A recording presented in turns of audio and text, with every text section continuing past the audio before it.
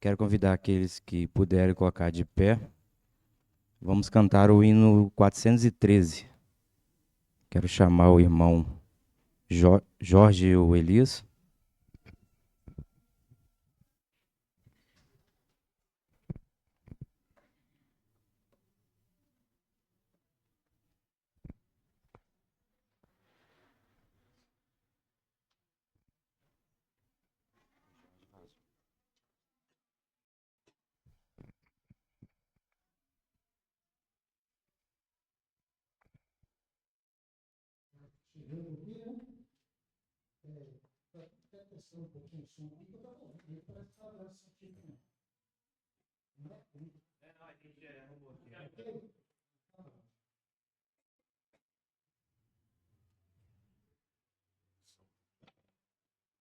Virar aqui. 413, né? 413.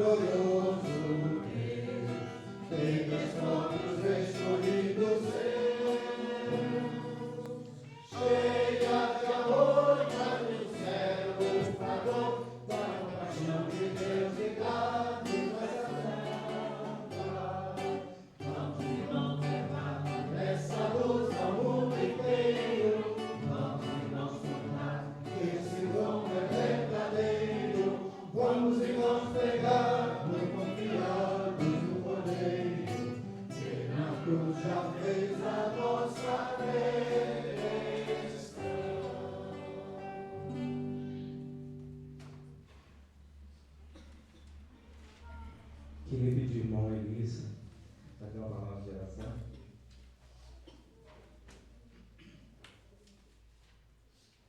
Pai, queria te agradecer por termos deslocado as nossas casas nesta manhã para estar aqui, tendo o privilégio de reunirmos em torno da mesa do Senhor e recordarmos aquilo que o Senhor deixou para a nossa lembrança, em memória do Senhor, até que o Senhor venha. Nós te agradecemos pelo privilégio que nos foi concedido, porque de fato, Senhor, olhando para as nossas imperfeições, olhando para a nossa condição, não poderíamos estar aqui, mas é pela tua graça, é pela tua misericórdia, é pelo teu favor imenso. Nós não sabemos, não podemos avaliar. E que a nossa fé, às vezes, é tão curta para valorizar tamanha bênção, tamanha graça, Senhor. E cantamos, enquanto estávamos aqui, sobre a sublime graça do Senhor. E agora que estamos iniciando esta parte de estudo da Tua Palavra, onde vamos, os adultos aqui neste salão e as crianças, adolescentes em outras salas, com suas professoras, nós queremos te agradecer por esse tempo. E queremos pedir que o Senhor abençoe cada um dos irmãos que estão com essa responsabilidade tão grande, Senhor, e com esse privilégio também de trazer para nós o ensino da Tua Palavra. Possamos aproveitá-lo bem, aplicando em nossas vidas. Abençoa também o Tiago aqui na liderança da escola, que o Senhor continue abençoando o seu servo, na sua disposição de estar prestando esse serviço ao Senhor e à igreja. Nós te agradecemos e pedimos tudo em nome do Senhor Jesus. Amém.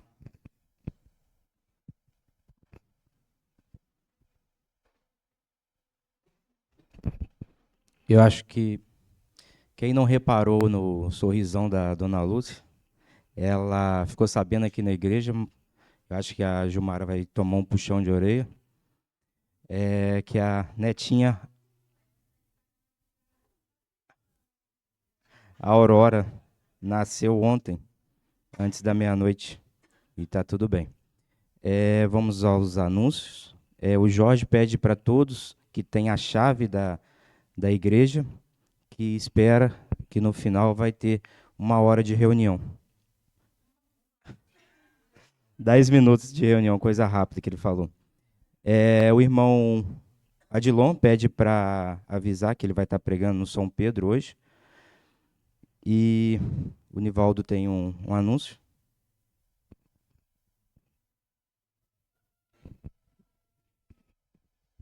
Bom dia. Com relação, nós estamos insistindo, né, em estar estimulando, encorajando os irmãos com respeito às nossas reuniões. De uma forma especial, a nossa reunião de quinta-feira. Nós temos sentido a falta de bastante irmãos e cremos que é possível a gente melhorar esse número de irmãos, né, possa estar frequentando a reunião de quinta-feira, assistindo e ouvindo a palavra de Deus. Então, nós continuamos insistindo, né, nesse propósito, está estimulando, está encorajando os irmãos para que possam estar na reunião de quinta-feira. Graças a Deus, né, temos uma boa notícia, que na última quinta-feira nós tivemos um número bem maior de irmãos e irmãs, inclusive crianças, né, que vieram na reunião de quinta-feira. Irmãos, é espaço, oportunidade para todos, não é uma reunião demorada, né? Então, continua a nossa palavra, nossa exortação de encorajamento, de estímulo aos irmãos, para que continuem com esse propósito, né, de estar assistindo, vindo, participando das nossas reuniões de quinta-feira, mas bem assim como também as demais reuniões da igreja local. Bom, eu tinha até anotado aqui para a gente não esperar o Nivaldo vir aqui em cima, mas semana retrasada foi o Bruno, semana passada foi o Neemias e hoje o Nivaldo. Nossas reuniões da semana segue normal. Hoje às 19 horas, ensino da palavra. Terça-feira, reunião de oração, cada um com o seu grupo. Quinta-feira, ensino da palavra com o irmão Claudinei. E domingo, como hoje, 9 horas, ceia do Senhor. 10h15, escola dominical. 19 horas, 19 horas, ensino da palavra. Vamos separar as classes. Lembrando que hoje as classes retornam.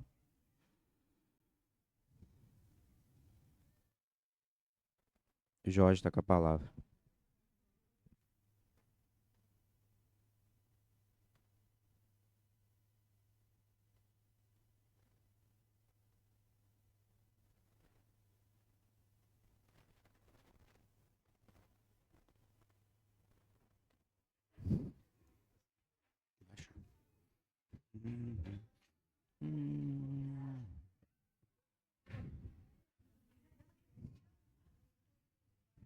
Alô, alô, bom dia. Tudo bom? Estamos de volta para nós continuarmos a nossa lição. Pode botar aí na parte inicial da lição 3. Quem leu, levanta bem alto, assim, bonito, para eu sentir o cheiro do sovaco. Isso, beleza. Muito bem. Teve gente que leu até a lição. Maria, quem leu a lição 4 em vez de ler a 3, também melhor ainda. Que eu já sei que já está estudado para a semana que vem. É joia. Baixa o microfone. Aqui. Tá bom aí? Ó, o técnico aqui que mandou baixar, hein? Depois você se acerta com ele. Queridos, vamos continuar nossa caminhada no livro de Atos, a princípio, né? Depois nós vamos mudar, quem deu uma visão geral. E aí eu vou dar até uma sugestão. Quem tem a revista, seja bem-vindo. Quem tem a revista, dá uma olhada, só para você ter uma ideia geral de quais são os assuntos que nós vamos ver, para ter uma noção. Não é para ler a lição, só pegar uma revista, dar uma passada rápida assim, vai falar sobre isso daqui não sei quanto tempo, vai estudar o livro tal e tal. Só para você ter uma noção, uma visão mais ampla, porque o nosso tema qual é mesmo? Nosso tema geral? Nasce a igreja. E como vocês já estão acostumados comigo, eu vou sempre ser chato para fixar algumas coisas. Qual a importância de a gente saber sobre o nascimento da igreja? Já falei isso na primeira lição, falei na segunda, vou falar na terceira, vou falar na quarta. Qual a importância de nós sabermos como foi o nascimento da igreja?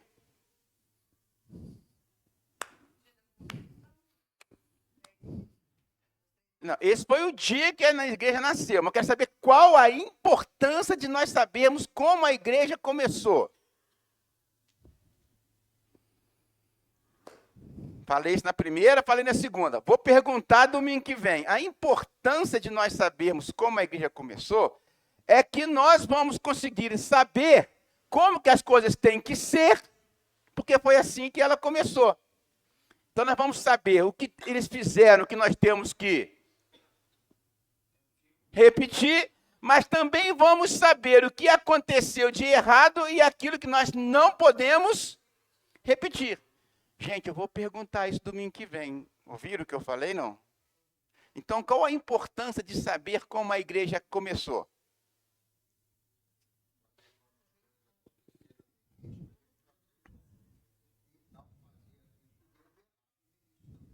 Agora vamos ver o lado de cá, se o lado de cá entendeu. O lado de lá já entendeu. O lado de cá. Qual a importância de nós sabermos como a igreja começou?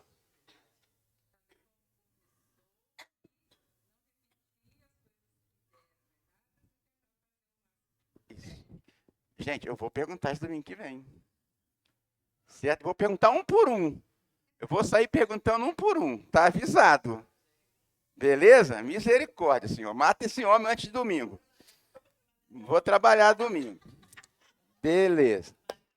Ok? Então tá jóia. Pessoal, nossa lição então é a lição 3. Nós vamos começar, vamos pegar nossa mochila. Eu gosto de pensar assim. Uma vez eu montei um estudo e falei assim, pegando a mochila e partindo com Paulo. Na minha ideia, Paulo jogou uma mochila nas costas, montou na sua Harley Davidson, né? Jogou Barnabé na traseira. No início ele arrumou um lugarzinho, ainda botou aquelas de lado que tinha o Batman, tinha uma do lado assim, né, para carregar a mulher gato. Né, botou o João Marco ali do lado e pé na estrada. Essa é a ideia, ok? Muito bem, vamos lá, Atos capítulo 13. Atos capítulo 13.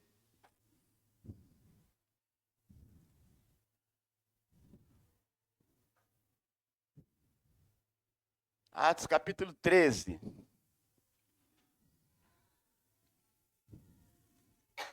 Acharam? Deixa eu achar então aqui.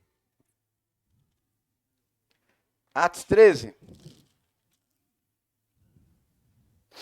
Havia na igreja de Antioquia profetas e mestres. Barnabé, Simão, chamado Níger, Lúcio de Cirene, Manaém, Colasso de Herodes, o tetrarca e Saulo. E servindo eles ao Senhor, quem servia ao Senhor? Quem? Esses profetas e mestres, esses meninos, como disse a preta aqui. E aí, como eles já estavam o quê? Trabalhando. Detalhe, hein? O texto fala que eles estavam trabalhando. O que aconteceu? Versículo 2. E servindo eles e jejuando, disse o Espírito Santo: separai-me agora a Barnabé e Saulo para a obra que tenho chamado. Gente, primeira lição: Deus só chama quem já está trabalhando. Ah, eu tive um chamado de Deus para trabalhar. Mentira. Mentira. Você não recebe um chamado de Deus para começar a trabalhar. Você recebe um chamado de Deus depois que já está trabalhando. Porque quando nós nos convertemos, nós automaticamente nos tornamos servos. O grande problema é que tem um monte de crente que é servo que não serve. Nos dois sentidos.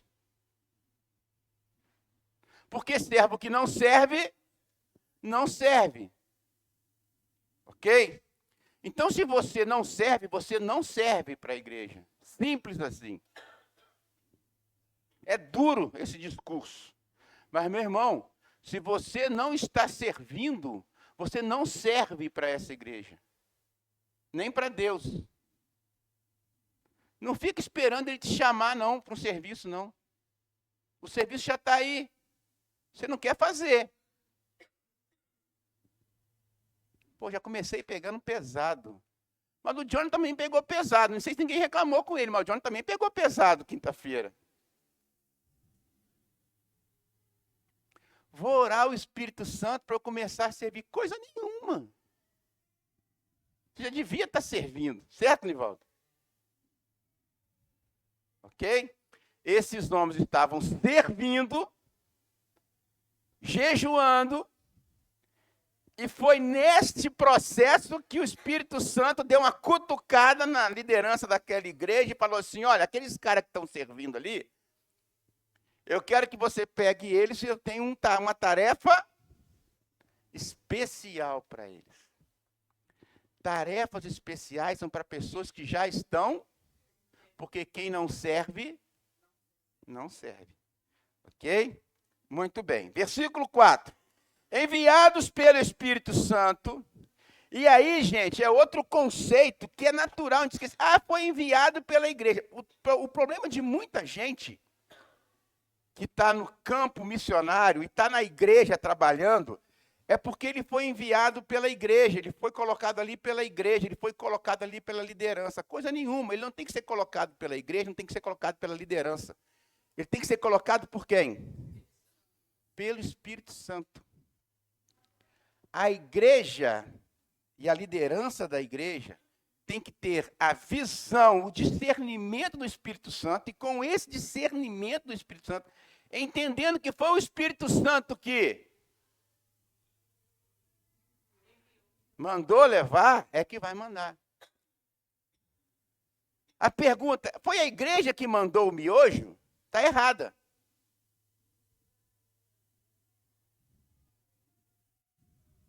Foi a igreja que mandou a Larissa e a Darlene e o Diogo? Está errado. Foi a igreja de Muriaé que mandou o Salomão para cá? Está errado. Em primeiro plano, essa ideia está errada. Porque a igreja que enviou o Salomão para cá, ela tinha que estar com o quê? Com discernimento do Espírito Santo, que Salomão deveria vir para cá.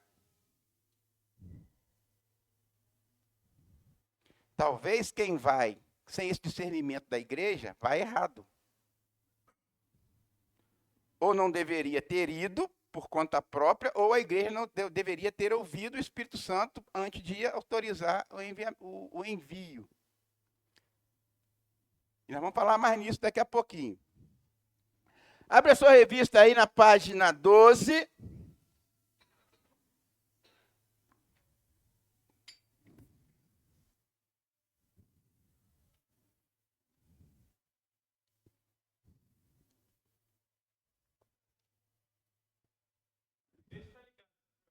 Ah, vocês que mudaram aí com a mão, né? Então tá certo. Agora tá ligado. Tá. Não, mexe não. Tá. Depois de alguns anos de preparação. Opa! Quantos anos de preparação? Não. Quantos anos? Eu sei que a minha letra é quase inelegível, mas eu escrevi ali 9. Caramba, 9 anos, mas era Paulo. Recebeu um chamado direto de Deus. Não bastaria 15 dias de preparação, não? 90 dias, 3 meses, um período probatório excelente. Como é que é lá na empresa lá? Desculpa, esqueci o nome dele. Jaime. Desculpa, Jaime. É o Alzheimer, 62 anos. Jaime, 3 meses de preparação é o padrão de qualquer empresa. Aí, ó, o nome agora é até mais moderno, né? Tá turma mais nova, tem um nome diferente até. Apadrinhado ali, suficiente. E sendo tratando de Paulo, para que 9 anos? Né? Gente, preparação. Às vezes, o Paulo, que para a gente é um vice-deus, não precisasse de preparação, né? Se Paulo precisava de 9 anos de preparação, por que eu acho que eu já posso assumir qualquer coisa, falar qualquer coisa e ir pro... Não. Conhecimento, experiência, um monte de coisa. Não é de uma hora para outra. Paulo teve 9 anos de preparação. Saulo de Tarso está pronto. Pronto depois da... Ninguém está pronto antes da preparação. Para o serviço de Deus, ninguém está pronto antes da preparação. Você quer fazer alguma coisa para Deus? Se prepara antes. Ah, orei é o suficiente. Não, não é suficiente. Orar é essencial, mas não é. Quem concorda comigo, completa a frase. Orar é essencial, mas não é suficiente. Conseguem ver a diferença? Tá certo? Porque senão eu formo na faculdade e eu acho que é suficiente para exercer minha profissão. Não é? É suficiente? É essencial?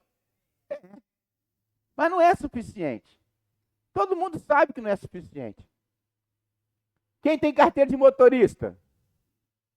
Quem tem carteira de motorista? Levanta a mão. Tirar a carteira é suficiente para você dirigir por aí? É essencial? Entenderam a diferença? O preparo também é essencial. A gente precisa ter isso em mente. Alguém discorda?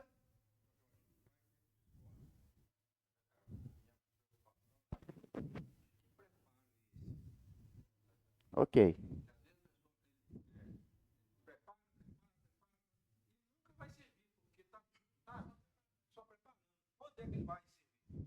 Ok.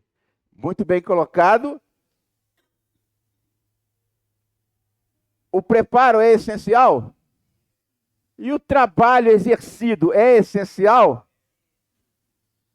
Senão eu vou fazer. E é muito dessa geração. A nossa geração não. A geração de hoje está muito. Faz a faculdade, faz a pós, faz o mestrado, faz o doutorado, faz o pós-doutorado.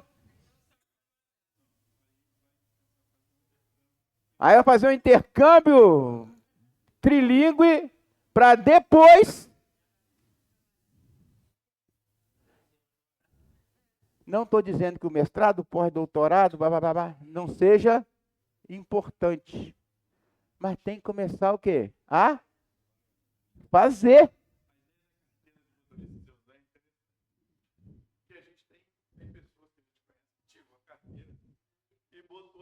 A Du, por exemplo, é uma dessas. Renovou 3 vezes, inclusive.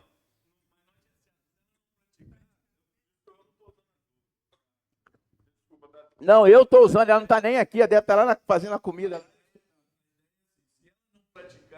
Ela vai conseguir pegar o carro hoje para dirigir? Não pega. Então tem que botar em prática. Mas tem que ter o preparo? Sim, ela teve que ir lá, se preparar. Mas vamos lá, vamos embora. Na próxima década, ele vai liderar equipes por todo o mundo.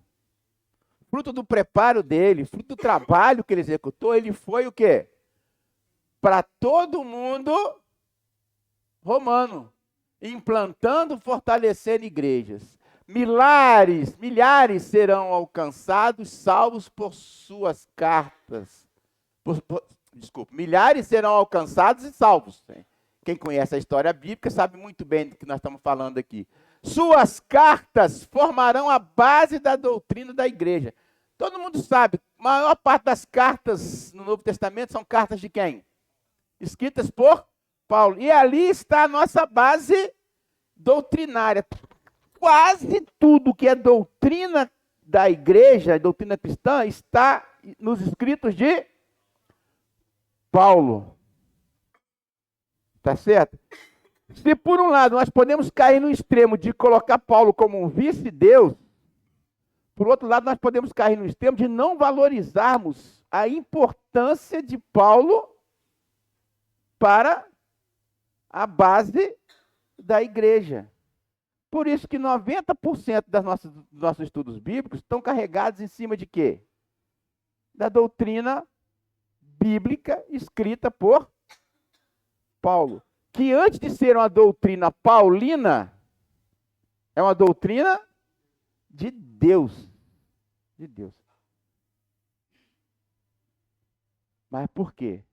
Porque Paulo foi quem foi e fez o que fez, reconhecendo que ele estava sempre sob o poder e a graça de Deus. E é isso que nós precisamos imitar, repetir. Ok? Muito bem. Vamos embora. Aí começa, deixa eu só voltar aqui num quadro aqui.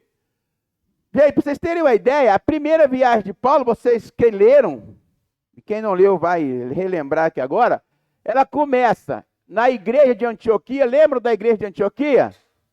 Quem fala alguma coisa sobre a igreja de Antioquia? Quem fala alguma coisa sobre a igreja de Antioquia? Quem de vocês vai falar alguma coisa sobre a igreja de Antioquia? Vocês não quiseram entender ou eu não expliquei direito?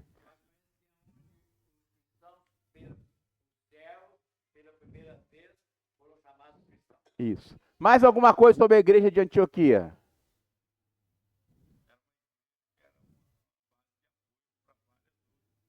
Era uma igreja que era uma base de apoio para todas as outras. Mas por quê? Foi a primeira igreja católica. Perfeito. Agora você explica. Você botou pulga no ouvido do pessoal, agora você explica.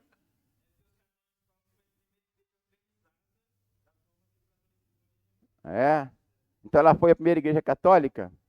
Depois você vai ter que se explicar. Não vou esticar por aí, não, senão vai dar confusão. Depois vocês perguntam a ele, pede para ele explicar isso melhor para vocês. Tá certo? Gente, até existir a igreja de Antioquia, onde só existia a igreja? Só em Jerusalém. Isso, dado é muito importante, gente. A igreja de Antioquia foi a primeira igreja formada por gente que não era judeu. Foi a primeira igreja como a nossa. Hein? Era uma igreja mista. Ok? Lembra da dispersão? Lição, primeira lição, segunda lição. Ok? Essa igreja virou um referencial para o evangelho, o quê? se expandir. Agora, gente, tem algumas coisas que a gente não entende. Onde que eles estavam, a igreja de Antioquia? Perto do mar. Numa cidade, num grande centro. Estratégia de Deus, antes de tudo de Deus. Estratégia, antes de tudo, de quem? De Deus. Ok? Muito bem. De lá, ele desce, já enviado por quem? Enviado por quem? Eles vão partir. Então, ele desce para onde? Para Seleucia. Desce para Seleucia. Enviados pelo Espírito Santo, versículo 4, enviados pelo Espírito Santo, desceram a Seleucia e dali navegaram para... Por que eles desceram para Seleucia? Pelo mesmo motivo que Jonas desceu para Jope. Por que Jonas desceu para Jope para fugir para Nínive? Porque tinha porto. Gente, quem quer ir para os States tem que ir para onde? Não adianta ir para o aeroporto da Serrinha. Tem que ir para onde? São Paulo ou Rio. Porque é de lá que saem os aviões internacionais. Então, eles tiveram que descer para Seleucia, porque Seleucia tinha porto. Onde eles embarcaram em quê? Num DC-10 da Varig, né? Varig nem existe mais, né? Pegaram um navio e foram para onde? Para esta ilha aqui, ó, que se chama Chipre, ok? Foram para lá. Então, versículo 4, enviados pelo Espírito Santo, desceram a Seleucia e dali navegaram para Chipre. Chegados aonde? Chegados em Salamina. Ora, o primeiro lugar que eles pararam foi Salamina, provavelmente o porto do outro lado, ok? E em Salamina, o que eles faziam? Faziam o quê? Não quero ouvir sua voz mais não, Maria. Faziam o quê? Anunciavam a palavra de Deus aonde? Nas sinagogas dos judeus. E tinham alguém com ele? João. Ok? Então, essa primeira parte é isso, ó. Eles saíram, chegaram em Salamina, e o que eles faziam aqui em Salamina? Eles iam para onde? Para as sinagogas. O que eram as sinagogas? O templo dos judeus. Onde os judeus se reuniam para fazer o quê? Para adorar, para ler os profetas, as escrituras que até então existiam. Junto com Paulo e Barnabé, quem estava? João Marcos, provavelmente não, diz aqui, né? Primo de Barnabé, ok? Muito bem. Agora, em Salamina acontece o primeiro problema. Olha lá, em Chipre, do versículos 4 a 12, acontece uma situação com quem? Com um homem que, a exemplo do Simão, da lição anterior, também era mágico, ok? Feiticeiro.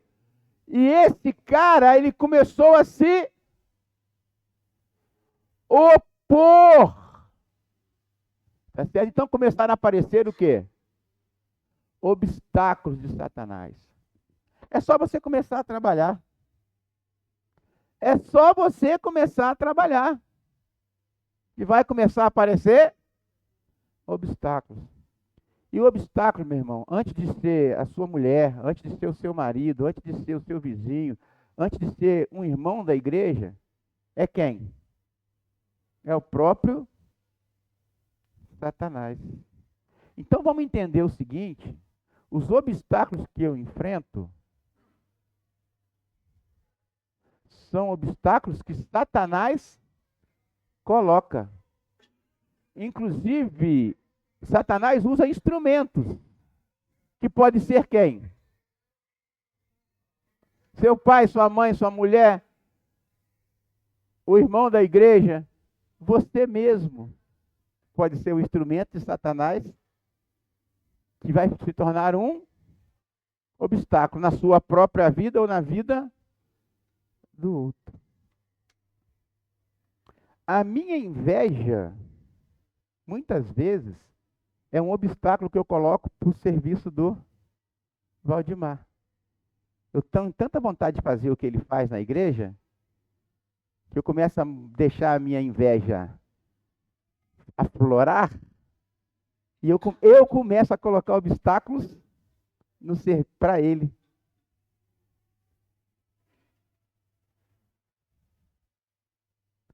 Porque Satanás não vai descer aqui para colocar um obstáculo. Ele vai usar quem? Pessoas e situações. Cuidado.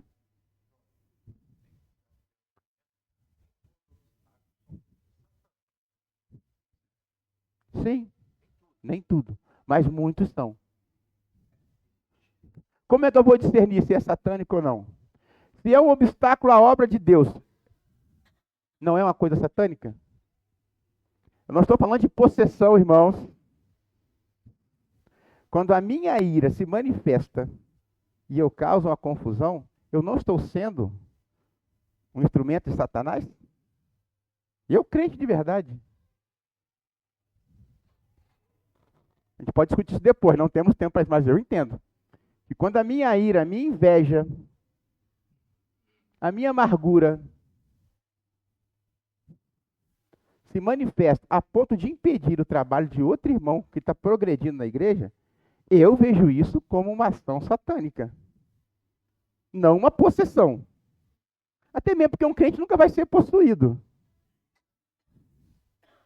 Para pensar também, para ir para frente. O diabo não descansa enquanto os servos de Deus fazem a obra, principalmente de evangelização. E se nós, Igreja no Parque ABC, estamos começando a inclinar um pouco mais para a evangelização, vai ter obstáculo. E eu já posso dizer de alguns obstáculos que nós estamos enfrentando com essa classe aqui de noite. Certo? Orem, porque já tem criança deixando de vir, e eu não tenho dúvida nenhuma que são obstáculos que Satanás está colocando. O problema é que Satanás não descansa, mas nós descansamos. O que esse mágico queria fazer, na verdade? Quem lembra? Tinha um cara interessado no evangelho. Quem era? Procônsul. Gente, era o líder, um dos líderes do governo daquela cidade. Certo? Era um líder político, de gerenciamento daquela... Olha a influência desse cara. Imagina se esse cara crê. Imagina. E esse cara creu. Mas antes dele crer, o que aconteceu? Esse mágico aqui começou a botar o quê? Areia, começou a complicar a situação. Gente, a lição tem que ser estudada por você, então não vou ficar dando detalhes da lição. Você teria que ter lido. Qual foi o obstáculo? Vai ler. Ele colocou obstáculos. E imediatamente, o que os líderes fizeram lá? Paulo e Barnabé? Entraram de sola no cara. Entraram de sola nele. Porque viram que ele era um instrumento impedindo a evangelização de quem? Do governador.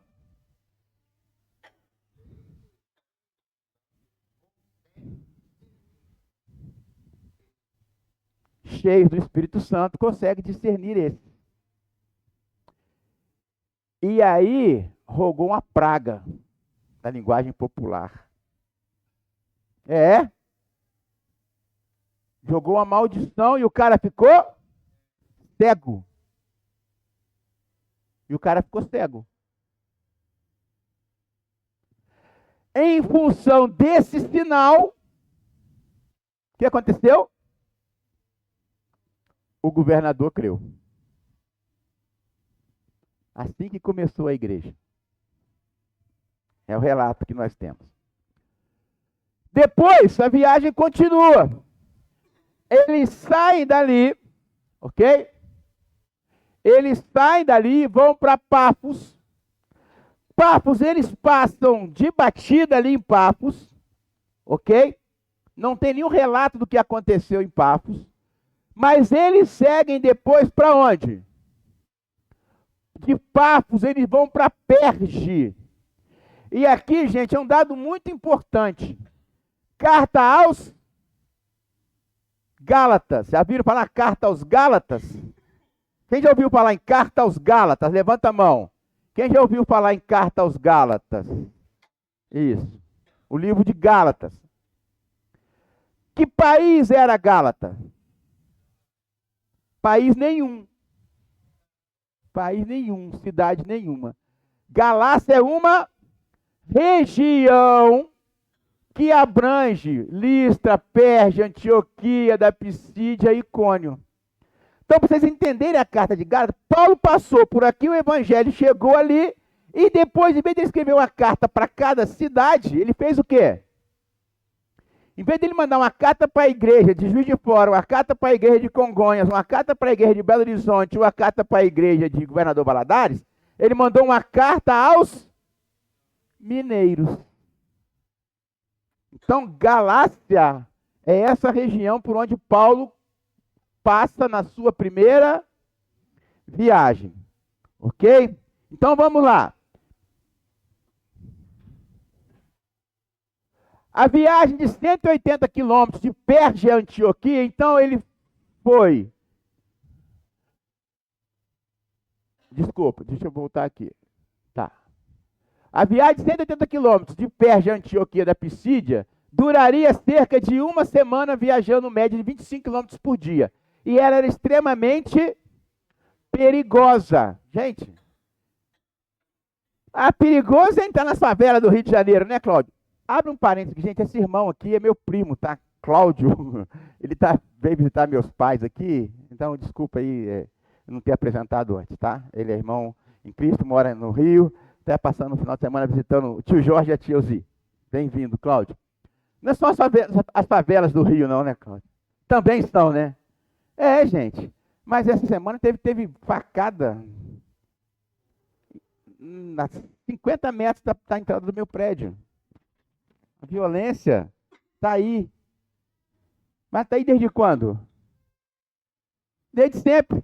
Porque caminhar 180 quilômetros de Perge a Antioquia também era uma aventura. Tinha salteadores naquele tempo? Tinha a mão armada? Tinha a mão armada. Tá certo? Era uma estrada perigosa. Além de dura, era infestada por ladrões, que atravessava precipícios, ameaçadores. Eu acho que tinha que fazer alguns trechos de escalada, né? Amarrar umas cordas para atravessar alguns trechos. Aí vem aquelas suposições. Talvez seja isso que botou medo em João Marcos e fez com que João Marcos o quê? Abandonasse Paulo e Barnabé. Isso deu um problema entre eles lá depois, mas provavelmente, eu boto sempre um ponto de interrogação, gente, que eu não gosto de afirmar coisas que a Bíblia não afirma. Tá? Então, mas pode ser que isso desencorajou João Marcos a prosseguir com a equipe. Tá? Paulo e Barnabé procuram primeiro uma sinagoga dos judeus. Interessante, né? Olha como é que Paulo não era preconceituoso. Paulo já sabia que aquele negócio de sinagoga uma hora ia ter que acabar. Ele sabia disso ou não sabia? Ele sabia que o judaísmo estava com seus dias contados, em termos de estrutura religiosa. Mas ele não era preconceituoso. Ele tinha um objetivo muito maior. E para ele alcançar o objetivo dele, ele teria que ir à sinagoga. Ou pelo menos escolheu isso. Eu vou dizer se ele teria que ir, não vou dizer que ele teria que ir, mas ele escolheu ir. Primeiro também porque ele tinha o quê? Interesse pelo seu próprio povo. Que ele também era judeu. Ele queria que judeus também se convertessem. Onde ele teria mais acesso a judeus? Na sinagoga. Na sinagoga. Tá certo? Tem um irmão missionário, conhecido de nós, já pregou aqui, que ele enfrentou, não sei se ele enfrenta oposições, porque o padre da cidade dele convidava ele para pregar na igreja católica e ele ia. Já pregou aqui. Irmão, nota 10. Se está certo ou está errado, nós vamos discutir depois, lá fora. Só estou dizendo o seguinte. Hoje, a igreja onde ele é membro, onde ele lidera, talvez seja uma das maiores da cidade. E está cheio de gente que veio de lá. Que ouviu o evangelho lá e creu lá. O Jorge está falando então que nós devemos ir para a igreja católica pregar? Não, não estou falando isso. Mas também não estou desdizendo isso. Ok?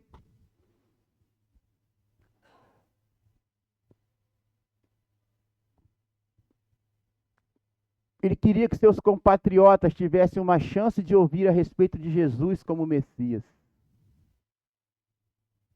Onde que eles iam parar para ouvir? Já estavam lá na sinagoga. Claro, outros ouviram na rua. É uma das perguntas que a gente pode fazer para Paulo. Paulo, por que você escolheu ir para a sinagoga? Depois a gente pergunta para ele. Paulo compara Cristo aos grandes vultos nacionais dos hebreus, demonstrando que Jesus está acima dos maiores ícones da história, como Davi. O que que Paulo fez estando lá na sinagoga? Ele sabia que o povo estava lá, mas não sabia de nada. Sabe, aquele pessoal que vai na igreja só para ir? Sou católico? Não. Como se não existisse evangélico não praticante. Como se não existisse membro da casa de oração do Parque ABC só praticante.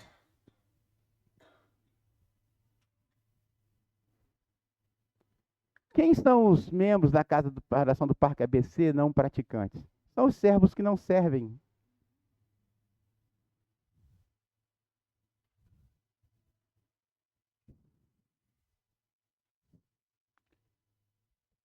E lá, ele teve a oportunidade de contar toda aquela história dos judeus, de Jesus, desde o início do povo de Israel. Contou toda a história, até chegar onde? Até chegar onde? Em Cristo, na sua morte, na sua ressurreição, que é a base do Evangelho. Onde Paulo fez isso? Na sinagoga. Ok? Ah! Mas isso não pode fazer. Não é verdade? Isso que Paulo fez não pode fazer. Pode? Isso que Paulo fez pode fazer? Pode ou não pode? Mas tem gente que acha que não pode. E aí quem achava que não podia fazer o que Paulo fez, o pessoal que achava que não podia fazer o que Paulo estava fazendo, o que que fizeram? Oposição. Os judeus radicais, os donos da verdade. A verdade está comigo. Os líderes da religião, os líderes da... Eu não falei líderes da igreja, eu falei líderes da religião. Os líderes da religião são donos da verdade. E os donos da verdade não aceitam um discurso contrário ao seu. Então eles começaram a fazer oposição. Porque eles rejeitavam o quê? De quem? Ah, não era de Paulo, não?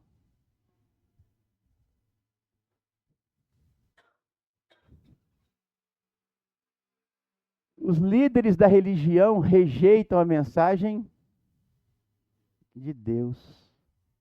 A mensagem de Deus é secundária à sua própria mensagem. Então vamos nos opor a Paulo e a Barnabé.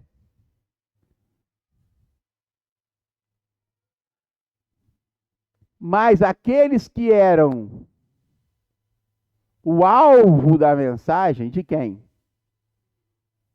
Se rejubilaram diante da notícia que eles também podiam ser salvos através de Jesus Cristo. E tinha um bando de religioso tentando impedir, Cláudio, que essa mensagem chegasse àquelas pessoas. Por quê? O modus operandi de Paulo não era o que estava escrito na minha cartilha. Porque nós temos duas Bíblias. A palavra de Deus e a minha cartilha, que é a minha interpretação da palavra de Deus, que nem sempre bate com a palavra de Deus.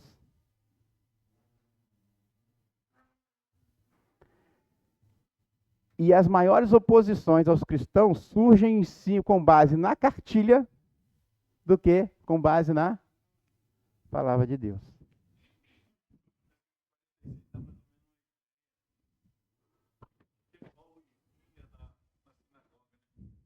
Pode ler.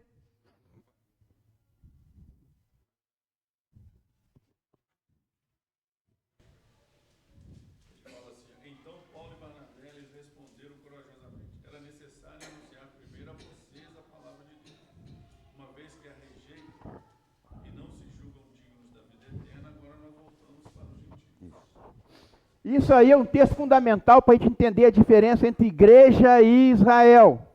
Que a gente não vai fazer isso aqui. Esse texto que nós estamos abordando agora, isso aqui dá meses de estudo aqui. Tá certo? Mas, de novo, eu quero voltar a uma questão que eu já falei aqui hoje e falei da vez passada. Os judeus radicais, movidos por quê? Por inveja. Inveja. Gente, quem lembra? Inveja é o pecado dos... Gostou, né, Maria? Exatamente. A inveja é o pecado dos iguais. Por quê? Vou falar para quem não estava aqui. Se chegar um cara aqui, sentar nesse piano e tocar a 9ª Sinfonia de Beethoven, como só Beethoven tocava, eu não estou nem aí. Eu não estou nem aí. O Jonathan e a Bia estão fazendo um trabalho, liderando um trabalho com as crianças, nota, mas não tenho inveja nenhuma deles. Nenhuma. Porque eu não, embora eu ajude, não é aquilo que eu amo. Agora, quando vem um cara aqui na frente e dá uma lição, e todo mundo falando com o meu ouvido, Jorge, você não estava aqui, mas veio um irmão aqui, mas que mensagem que aquele irmão deu, que mensagem, eu fico, quem é esse desgraçado? Que fala melhor que eu. Ah, esse cara. Aí na próxima vez que ele vier, eu venho e venho com caderno, só para tentar anotar as bobagens que ele falar. Quantas vezes ele gaguejou. O versículo, João 3,16, quem falou 16,3. Por quê? Eu estou movido por inveja. Eu quero destruir aquele desgraçado que está fazendo uma coisa pior. Ele está recebendo o elogio que eu quero receber. Foi isso que motivou. Por isso que a inveja, meus irmãos, é um dos... Não existe isso na Bíblia, tá? Mas é um dos 7 pecados capitais. Porque sempre que você age com inveja, você está sendo um instrumento nas mãos de Satanás. Assim como o orgulho, como a luxúria, como a gula, como a preguiça. Ok? Muito bem. Eles saem de onde estavam, ok? Eles saem de Antioquia. Para você guardar da próxima vez, tem duas Antioquias. Antioquia da Síria, de onde eles saíram, e Antioquia da Pisídia. Uma curiosidade, Antioquia. Quem lembra esse nome remete a quê? Antioquia. Lembra do estudo em Daniel? Antíoco Epifânio? Não, não lembro. Né? Que era uma figura do anticristo. Antíoco, muitos líderes naquela época recebiam esse título, esse nome de Antíoco. Então, são cidades fundadas por homens chamados Antíocos, daí o termo Antioquia, ok? Isso eu chamo de perfumaria. Essa informação serve para quê? Para nada, tá? Só uma curiosidade mesmo. Saíram de Antioquia e foram para onde? Icônio. Saíram de Antioquia e foram para Icônio. Então vamos lá, vamos ver o que aconteceu em Icônio.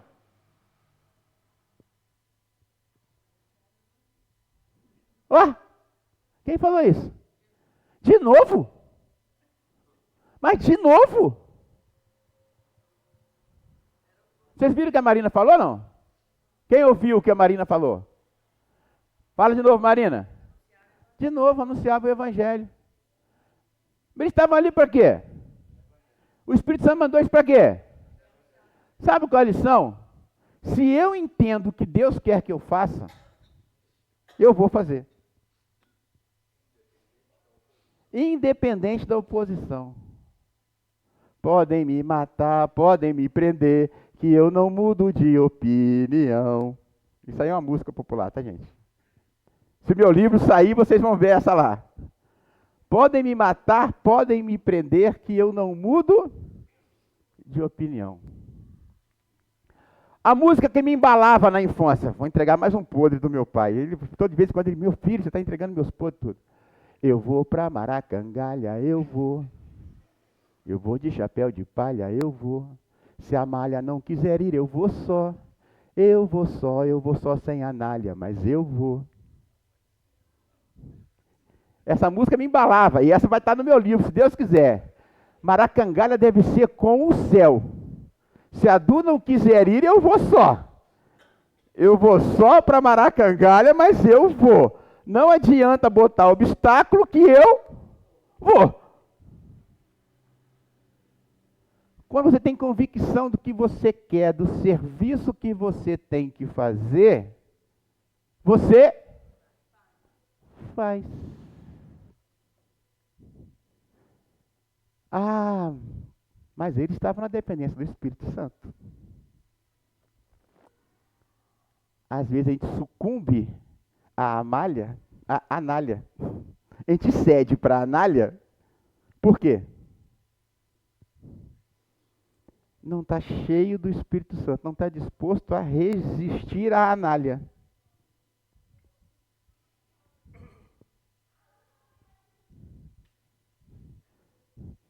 Os judeus não queriam que ele fosse, mas ele foi. Durante a resistência em Antioquia, prosseguiram a região da Licaônia na Ásia Menor. Primeiramente em Icônio, onde o foco.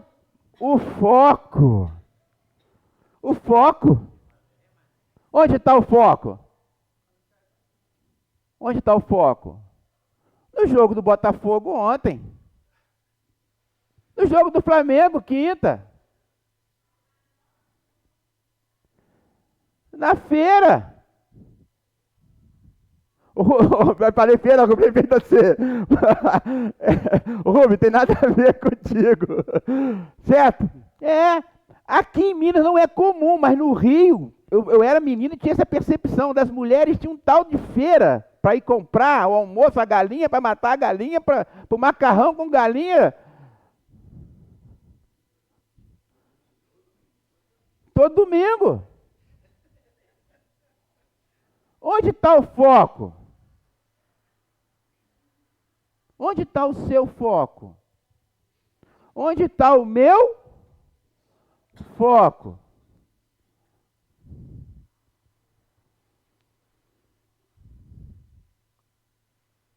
A oposição não mudava a sua mensagem. Pode me matar, pode me prender, pode me bater, que eu não mudo de opinião. A mensagem não mudou. Ficou caro, mas a mensagem não mudou. Mas também não são bobo, né? Crente não pode ser bobo. Tem que fugir. Às vezes tem que fugir. Mas ele foge e abandona a missão. E para onde ele foge, ele faz o quê? Prega o evangelho. Eles fogem para Listra. E lá em Listra eles curam um aleijado.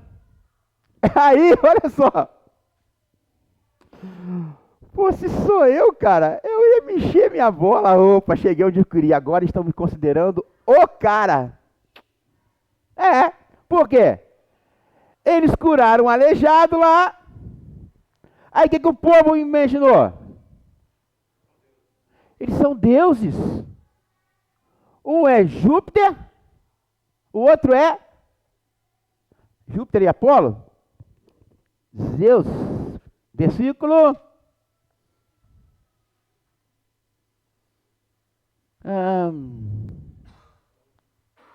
Ajuda aí, gente. É no capítulo 13. Não.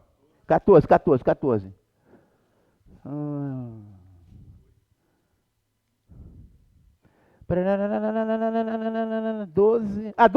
12. 4:12. Júpiter e Mercúrio. A Barnabé chamavam Júpiter e a Paulo Mercúrio. Por quê? Na religiosidade deles, né, quem deu história grega lá, os deuses, Mercúrio era o cara que era o deus da fala. E quem era o falador dos dois? Paulo. Então chamavam Paulo de Mercúrio. E começaram a adorá-los. Era o que eu queria. Pô, quem não gosta? Eu gosto demais, gente. Eu gosto demais de ser bajulado. Gosto mesmo, estou sendo sincero com vocês. Gosto. É gostoso quando você sai do púlpito e fala assim, nossa, que mensagem maravilhosa, você fala bem demais. Eu gosto. Por isso eu postei lá essa semana, quando eu li na revista Ultimato, uma frase, que esse lugar aqui é muito... Quem leu meus posts lá? Tem gente aqui que leu o que eu vi. Às vezes a pessoa só vê a foto, não vê o que escreve. Esse lugar aqui é muito perigoso. Esse lugar aqui é muito perigoso. Esse lugar aqui é muito perigoso. E eu tenho que vir para cá sabendo que esse lugar aqui é muito perigoso. Como ser maestro de coral é muito perigoso. Eu vi um relato recentemente que mais de 80% em adultérios em igreja, meu pai está ali balançando a cabeça que já sabe o que eu vou falar, não combinei nada com ele, foram entre maestros de coro e as suas cantoras.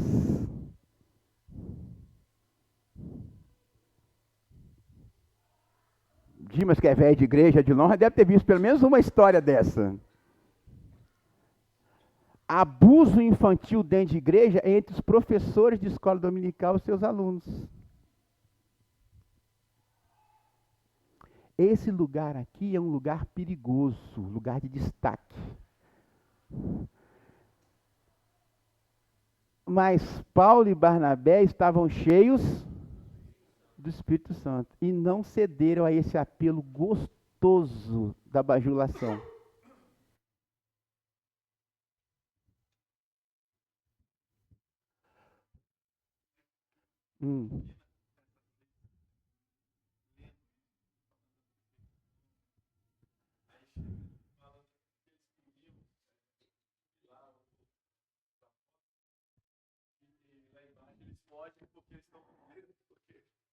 A, res... a resposta de Paulo e Barnabé está no versículo 14. Porém, ouvindo isto, os apóstolos Barnabé e Saulo, rasgando as suas vestes, saltaram para o meio deles, clamando: Senhores, por que fazem isso? Nós também somos homens como vocês, sujeitos a fazer as mesmas besteiras que vocês fazem, a cometer os mesmos erros que vocês cometem.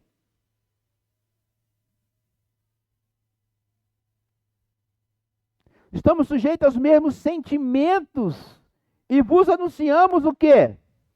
O Evangelho, para que dessas coisas, mas que eu também faço, tenho tendência a fazer, vos convertais. Vos convertais.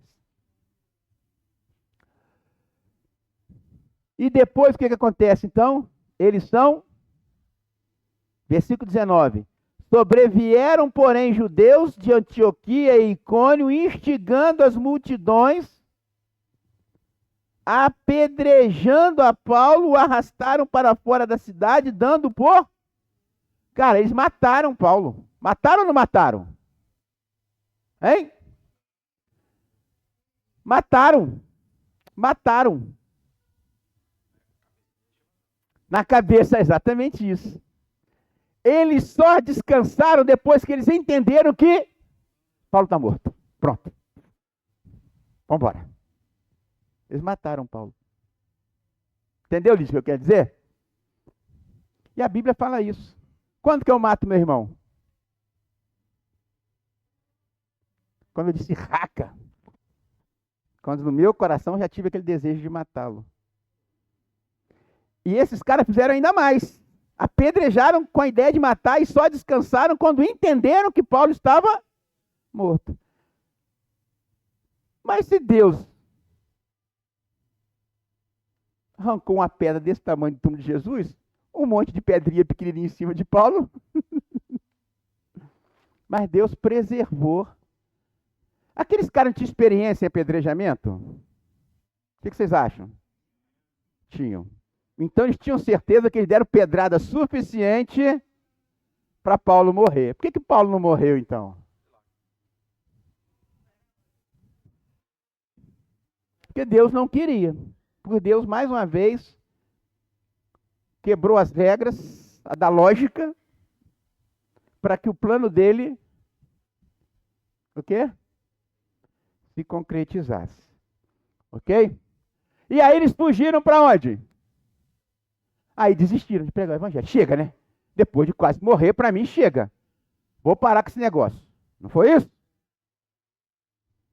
Foram para Derbe, onde continuaram pregando e também fizeram muitos discípulos. Chegou em Derbe.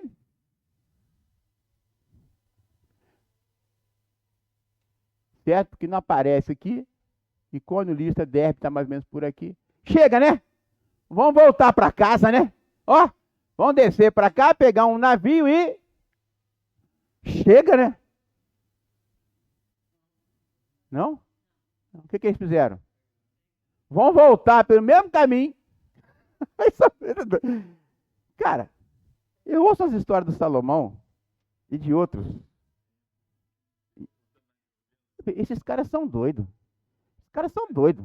Vai voltar? No mesmo lugar?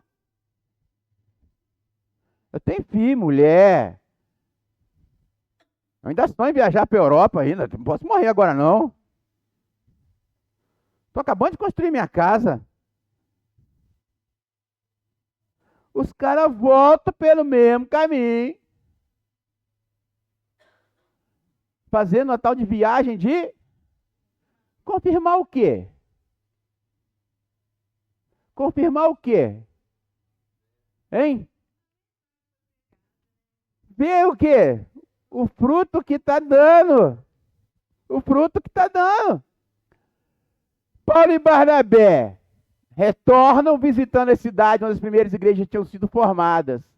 E visitam os discípulos para estimular a sua fé e dar-lhe mais instruções sobre sua nova vida. Aí, Jonathan, foi ela que disse.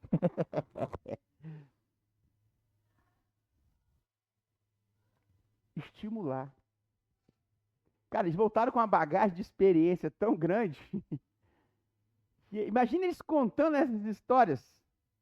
Vou de novo para o Salomão aqui. Claudinei falou aqui, não sei se todo mundo viu. Cara, eu vi as histórias do Salomão e de outros, né? Irmãos, que a gente ouve.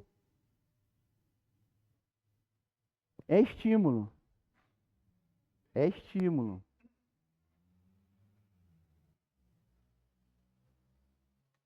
Talvez eu não tenha história, talvez não, com certeza eu não tenha histórias como Paulo. Talvez por incompetência minha eu não tenha histórias como do Salomão, porque eu não vou para a guerra como ele foi. Mas talvez alguém precise ouvir as experiências que você tem para ser o quê? Estimulado. E ouvir de você o que você tem de bagagem para ajudar no crescimento. Irmãs,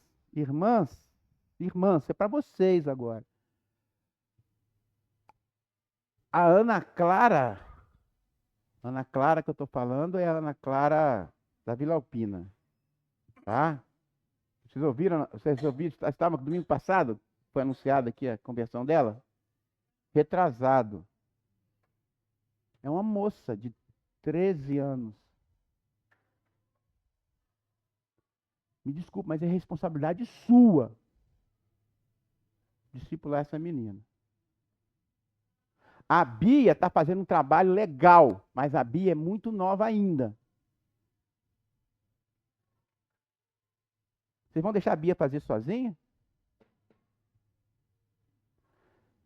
Fazer reuniãozinha feminina aqui é muito bonitinho. Muito bonitinho.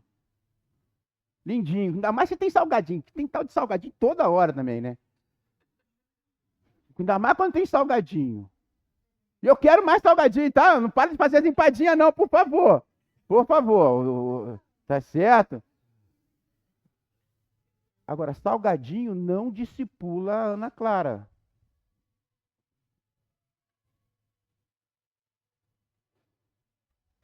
O refrigerantezinho caçulinha que o Rubens traz e eu bebo quase uns 5, depois fico com a diabetes lá em cima, não discipula o Wesley.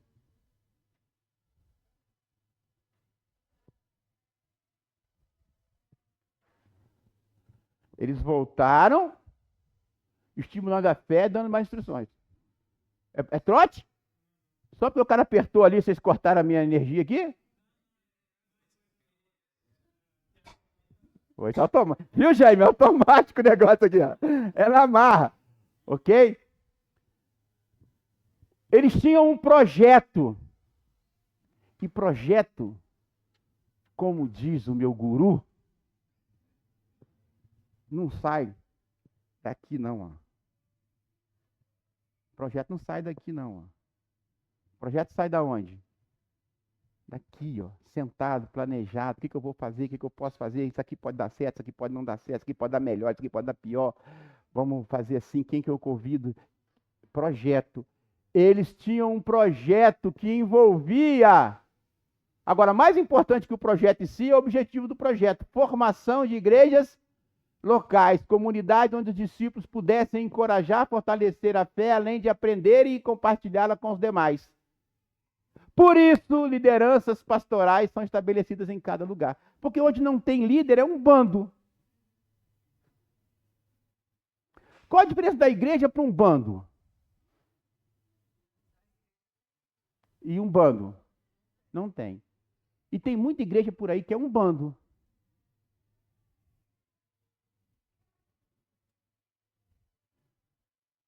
Tem líder, mas o líder não atua. Ou nem líder tem. O que mais tem aí é igreja sem líder, inclusive. Líder é exatamente como escrito. Ok? É só ler Provérbios. Vocês vão encontrar vários conceitos sobre isso aí. Então, eles estabeleceram lideranças pastorais. Lideranças que cuidavam, né, pastorais, eram estabelecidas em cada lugar que eles iam. Eles tinham essa preocupação.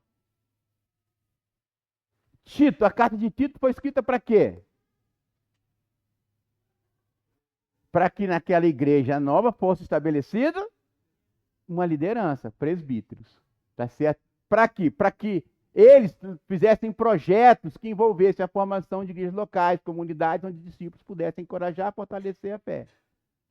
Agora, não é só os líderes que faziam o trabalho. Não adiantava nada, os líderes competentes ali, papapá, tudo bonitinho e cheio de servo que não serve. Aí eles voltam para Antioquia. Depois de passar tudo fazendo, eles voltam para o reencontro com a igreja de Antioquia. E eu chorei quando eu estudava isso.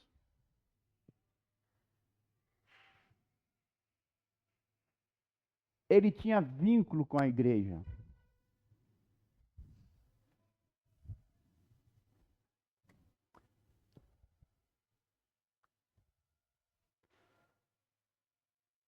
Os que vão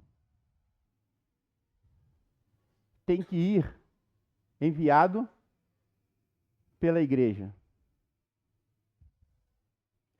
Se eles vão sem o... Não quero comentários, por favor, tá, gente? Eu vou cortar, vou falar de vez direto aqui. Os que vão sem o envio da igreja, alguém errou. Ou quem foi sem o envio da igreja, ou a igreja que não enviou.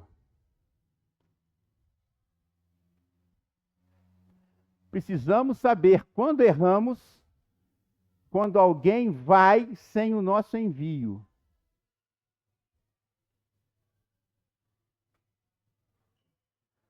Porque eu chorei quando Deus falou comigo assim, olha, quem vai sem envio não está repetindo o exemplo de Paulo. Porque Paulo não perdeu o vínculo com a igreja de Antioquia. Vou repetir para ficar bem claro. Para ser cobrado, inclusive, depois pelo que eu falei. Que eu sei que é de Deus que eu vou falar aqui agora. Quando alguém vai sem o reconhecimento da igreja, alguém errou. Ou quem foi sem o reconhecimento da igreja, ou a igreja que não quis reconhecer.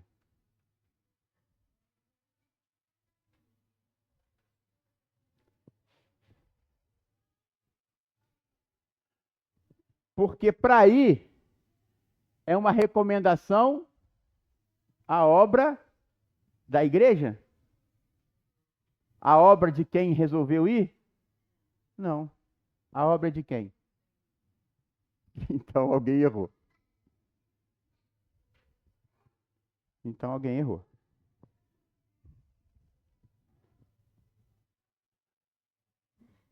As crianças vieram?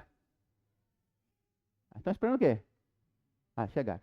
Irmãos, eu vou parar, me respeito as crianças que já chegaram, está na hora delas, mas eu vou voltar no Concílio de Jerusalém, que é outro, na lição que vem, que é outro marco fundamental na história da igreja.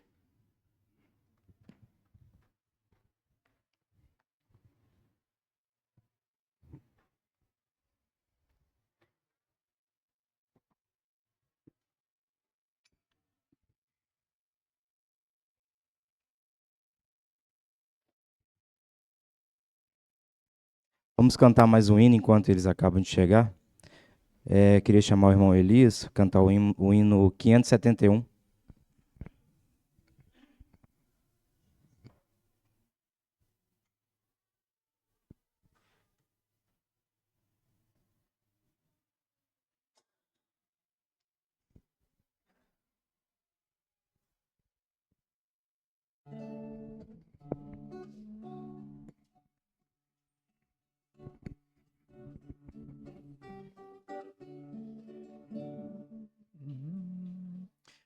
Vimos honrar-te, ó Deus amado, vimos render-te nosso louvor, vimos dizer-te quanto estas almas sempre se alegram no teu amor. Manifestaste grande amizade quando enviaste aqui teu Jesus, te condoeste do nosso estado, teu filho deste por nós na cruz. Cristo, teu bem querido, já temos visto morto e assim não mais nos resta dúvida ou medo, bênção eterna temos enfim. Tendo por certo que tu nos amas, que nos proteges com tua mão, vimos render-te gratos louvores, sempre prestar-te adoração.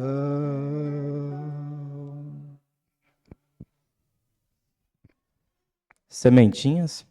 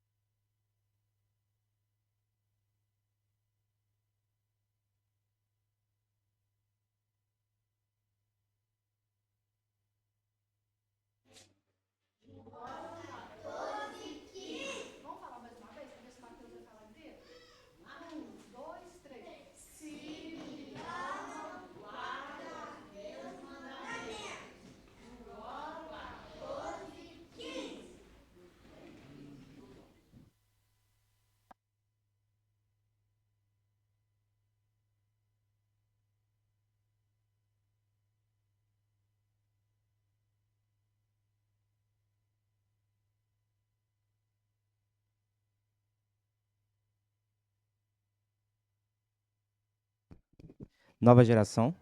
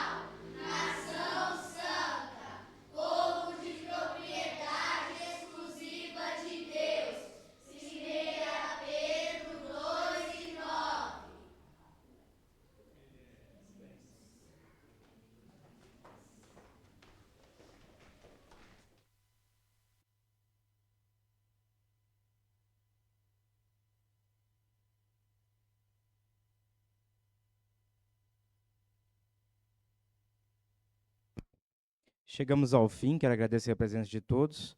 Aqueles que puderem colocar de pé, quero chamar o nosso irmão Lucas para encerrar com a palavra de oração. E em seguida, estamos em liberdade.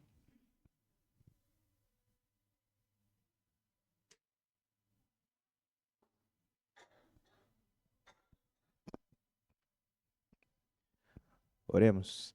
Senhor Deus, muito obrigado pelo dia de hoje, obrigado pela oportunidade que o Senhor nos deu de termos vindo aqui na tua casa, Senhor, ouvir a tua palavra, meu Deus, ter nos dado a oportunidade, Senhor, de celebrar a ceia mais cedo. Obrigado pelo Senhor ter conduzido o tio Jorge na exposição da tua palavra, do seu ensinamento, que isso possa nos tocar, Senhor, possa nos fazer estudar mais, nos fazer ser mais parecidos com Paulo, meu Deus, e com Barnabé na pregação da tua palavra, meu Deus. Que o Senhor esteja cada vez mais nos orientando na nossa vida, que essa semana seja abençoada pelo Senhor, meu Deus. Essa oração que eu faço, em nome do Senhor Jesus. Amém.